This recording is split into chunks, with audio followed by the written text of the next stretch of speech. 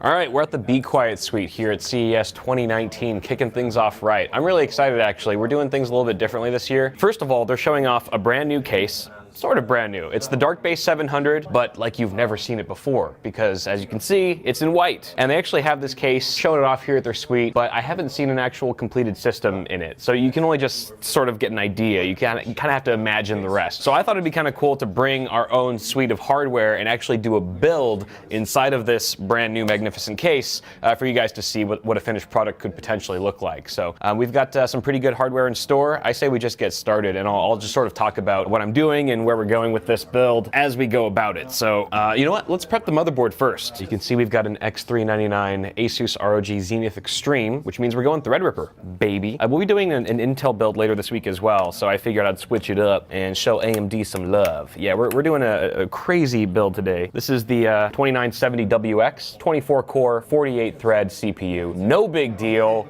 I haven't even unboxed this yet. This alone is worth its own unboxing video. AMD sent this to me. That was just for you guys. You get that one for free. AMD sent this to me, and I've been dying to get it open and just test it out and just do something with it. I just haven't had the time until now, which is crazy, because usually CES is the 1 week of the year where I have the least amount of time to do anything. This is all just working out beautifully. So I just, look at the unboxing. There was a whole team that was just devoted to, what's the unboxing experience gonna be for the 2970WX? And this is it, people. Let's get this guy out. I just don't want to drop it. Pull a Linus here. Okay, let's first open up the socket. And they've even labeled it for dummies like me, so you can go, okay, so if you want to open it, you go 3, 2, 1. 3's right here. Oh, it looks like it's already loose. Someone's been in this board. It's probably me. Pop that guy off. Whew. I mean, the TR4 socket is definitely the funnest socket to work with. It's the funnest CPU you'll ever install, as long as you don't damage anything. It's great. Look at that. Look at that. Beautiful. All right, and close 1, 2, 3.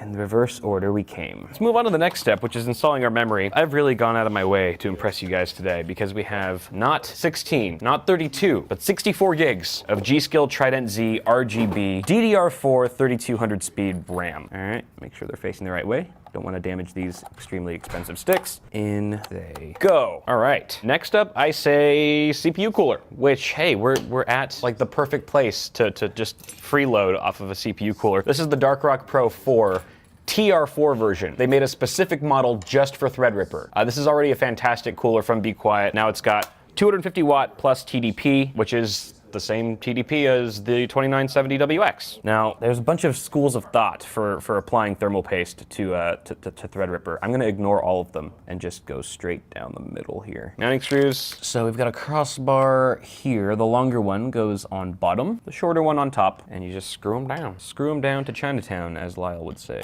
Make sure to remove the plastic peel on the bottom of the cold plate. Haha!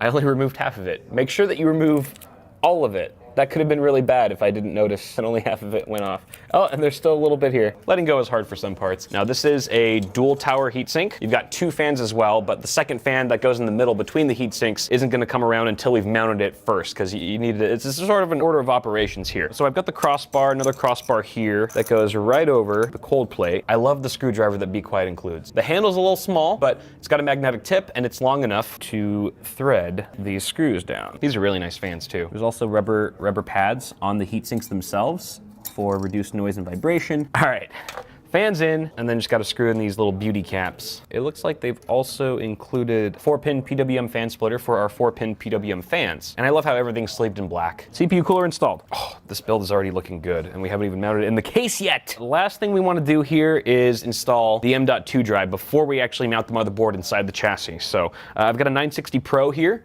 512 gigs. So we've pulled out from our motherboard box a M.2 card. It's basically a little PCB. It's got 2 M.2 slots on it, one on either side, and it slots into what looks to be a DIMM slot. It's just been rewired to accept M.2 NVMe PCI Express drives. So I actually don't have a little screwdriver for mounting M.2 drives, so I'm gonna do this by hand like a boss, which is really not that difficult to do. That's perfect. That looks great. All right, we're gonna mount this sucker in here, just like we would a stick of memory.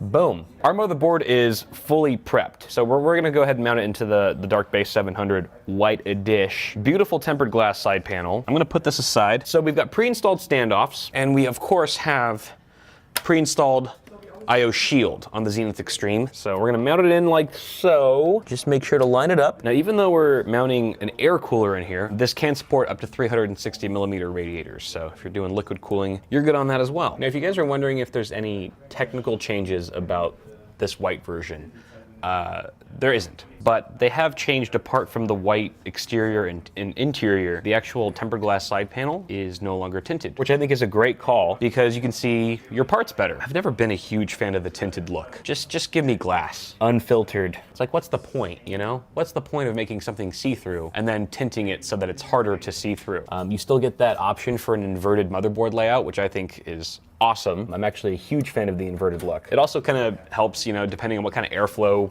goals you have. Sometimes inverted can actually work in your favor. So next up, we've got the power supply. They didn't have all the options in the booth. A lot of the power supplies right now, especially the higher end ones, are in use. So we're using a 650 watt, it's a straight power 11. Great, fantastic unit. I'd probably go with something a little bit higher though for a 24 core Threadripper CPU, and of course the GPU that we'll be putting in shortly. However, fully modular. Yeah, 80 plus gold. Gold, I love gold. One pro tip that The Verge did get right is to always screw with confidence.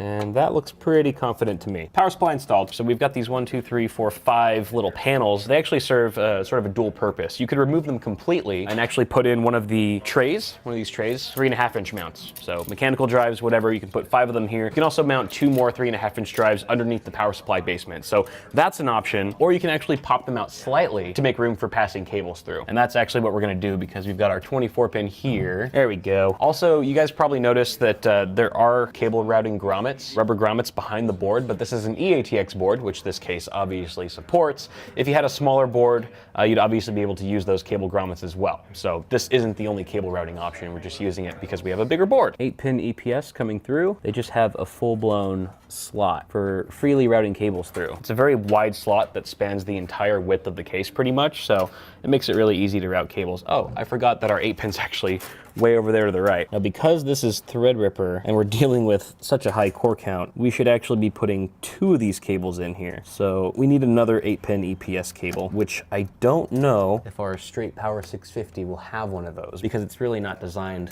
to handle CPUs on this scale. Again, this is a demo. So I've brought along with me a Gigabyte Aorus RTX 2080. The fans, the LEDs on these fans it's kind of like unlike any other card on the market. It is worth pointing out that this case also does have 2 vertical slots right here. So it could natively support vertically mounted GPUs. However, again, because this card is so massive, it would technically fit. You know what, we gotta do it. We gotta do it. I mean, well, I don't know. I don't know though. It's a form versus function thing here because if we mount it this way, it puts the fans awfully close to the side panel, and that's going to choke the airflow. So you know what, guys? We're going horizontal. The cooler is quite big. We can't actually access the top PCIe slot, so we're going to go with the second one. I can't believe I didn't point this out yet, but the case comes included with 2 of Be Quiet's very own Silent Wings 3 140mm fans. You get one at the intake at the front and one at the rear. You guys can probably get a better look of the back side of the case here. A couple things to point out. Here's our PWM fan controller, very nicely stapled to the back of the motherboard tray. Plenty of room for long power supplies. And of course, you could even remove this drive cage, I believe, which has, again, support for 2 3.5-inch or 2.5-inch drives. You can remove that completely. It would also open up more room for thicker radiators at the front of your case, should you be mounting rads there. We also have 1, 2, 3 more slots for 2.5-inch drives. Lots of tie-down points for cables, and a very generous cutout for your CPU cooler. We have a 4-pin RGB connector, which is going to light up the front of the case. You also get about 1.5 inches, it looks like, of space between the motherboard tray and the side panel for extra cable managing. Sound dampening material. All right, here it is. Let's see if I can still build a computer and make it turn on.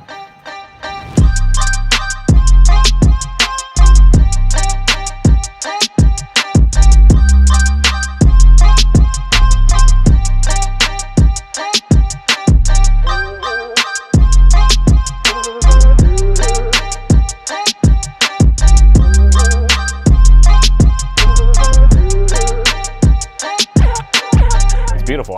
I love it. Someone actually pointed out, one of the Be Quiet reps pointed out that you get some really nice illumination here. That's just courtesy of the RGB implementation on the motherboard. It actually looks really nice. There is an RGB button, I believe, as well. Aha! You can switch between several different colors. I'm gonna go with pink. I like pink. So if you guys are interested in getting your hands on one of these cases, it's gonna be available in February, right around the corner, but limited release. So 3,000 units will be made in total. We have unit 2,750 out of 3,000. And you can see here the badge is actually, it's got an adhesive backing. It's now separated from the case, so you can actually put it anywhere you want. I think this would be a good option right here, wherever you want to put it, or you don't have to put it at all. So it's actually going to be available for about $10 more than the original Dark Base 700. I believe the original was $179, so this is going to be $189. A very small price to pay for the lovely white option that you see here. So altogether, still the great, same fantastic case that you're used to, but now in white.